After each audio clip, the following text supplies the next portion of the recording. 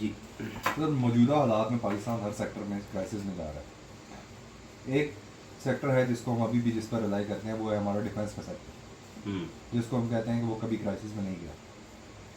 अब आप मुझे ये बताएं कि हम डिफेंस सेक्टर को किस तरह से अपनी मुआशी बेहतरी के लिए इस्तेमाल कर सकते हैं। हाँ, ये भी एक, let me shock you again. आपको पता है आपके सर्विसेज सेक्टर में बिसाइड्स पर्सन इन यूनिफॉर्म, उनको नहीं, सिविलियंस, 19.5 लाख सिविलियंस को ये फौजी जॉब्स जनरेट करके दे रहे हैं। 19.5 लाख सिविलियंस इस वक्त भी पाकिस्तान में, उनको जॉब्स इन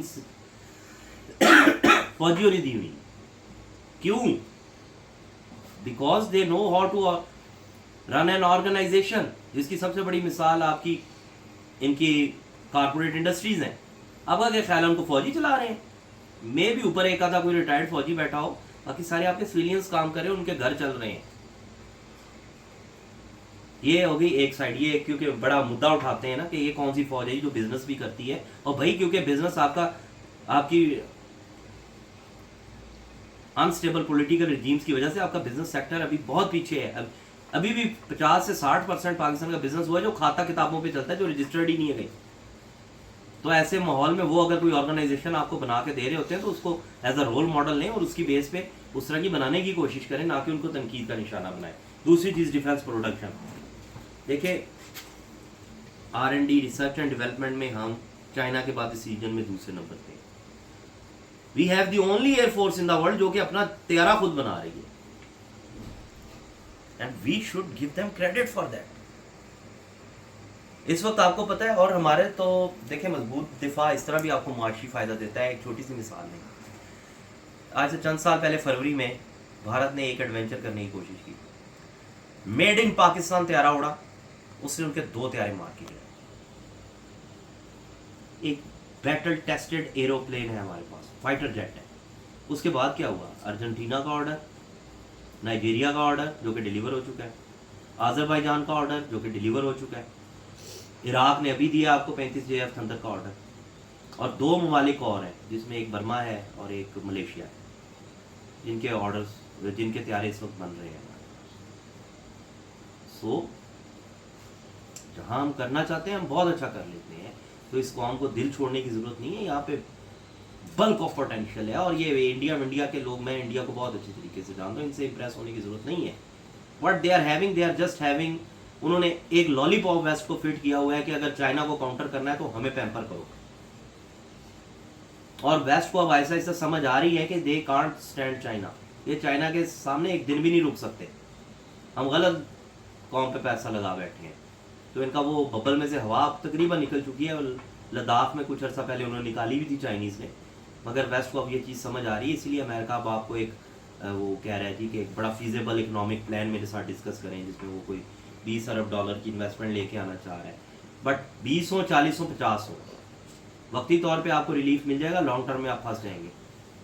अब वो धोखा ना खाएं जो आप बार बार खाते आए हैं। अपनी इकॉनमी को अपनी रीजन पे बेस करें, क्योंकि रीजन को डिफेंड करना आसान होता है, 7 समुंदर पार अपने इंटरेस्ट को डिफेंड करना बहुत मुश्किल होता है। तो अपने रीजन को स्ट्रॉन्ग करें, रीजन को पैक करें, और अपनी इकॉनमी को अपना रीजन का डिपेंडेंट बनाएं, ना कि आप 7 समुंदर पार जाएं। सो ज्वाइंट, उसके लिए आप, एक बड़ा प्रपोजल है रीजनल डिफेंस का। आप ज्वाइंट रीजनल डिफेंस भी प्रपोज कर सकते हैं, अफगानिस्तान को कर सकते हैं जिसको सबसे ज़्यादा ज़रूरत है, आप ताजिकिस्तान को कर सकते हैं, तुर्कमानिस्तान को कर सकते हैं। सिर्फ इस वक्त रीजन में हमारा एक ज्वाइंट रीजनल डिफेंस है, वो चाइना के साथ, इसको आप एक्सपेंड करें, और ये बहुत फिजिबल है, ये हो सकता है। काम करने की ज़रूरत है ना, उनको अट्रैक्शन, तो उनको फ़ायदा तो नज़र आए। प्रपोजल आपने बनाना है, जब आप कहीं बिजनेस प्रपोजल लेके जाते हैं तो आपकी यही, आप सबसे पहले जिसको प्रपोज कर रहे होते हैं अपना बिजनेस प्लान, उसको अट्रैक्शन दिखाते हैं ना कि ये अट्रैक्शन है। ये लिए करेज की ज़रूरत है, और ये बहुत फिजिबल है। There is a lot we can offer to them and there is a lot they can offer to us. So अपने डिफेंस को, मजबूत दिफा को से आप मुआशी फ़ायदे बहुत ज़्यादा ले सकते हैं। नेक्स्ट टॉपिक है हमारा पॉपुलेशन। पॉपुलेशन एक लाइबिलिटी भी होती है और पॉपुलेशन एक रिसोर्स भी होता है। इन दोनों चीज़ों को हम किस तरह से मैनेज करते हैं? इसमें चाइना प्लान और कोई प्लान नहीं है। और चाइना प्लान अडॉप्ट करें। देखें इसमें सबसे बड़ी तो ये स्ट्रेंथ है आपकी कि आपको चीप लेबर मिल जाती है, बट हमने चीप लेबर नहीं लेनी, हमने स्किल्ड लेबर लेनी है। उसके लिए आप अपने टेक्निकल इंस्टीट्यूट्स बढ़ाएं जिसमें गवर्नमेंट फंड करे, स्कॉलरशिप्स दे, जितनी मैक्सिमम आप लर्नर्ड या स्किल्ड लेबर प्रोड्यूस कर सकते हैं करें। एक तो आप वो उस लेबर को एक्सपोर्ट भी कर सकते हैं, वो बाहर से भी आपको पैसे कमा के देंगे, प्लस ये है कि आपका अपना भी जो है वो लेबर भी स्किल्ड होती है, जिससे आपकी प्रोडक्शन पे पॉजिटिव इफेक्ट आता है।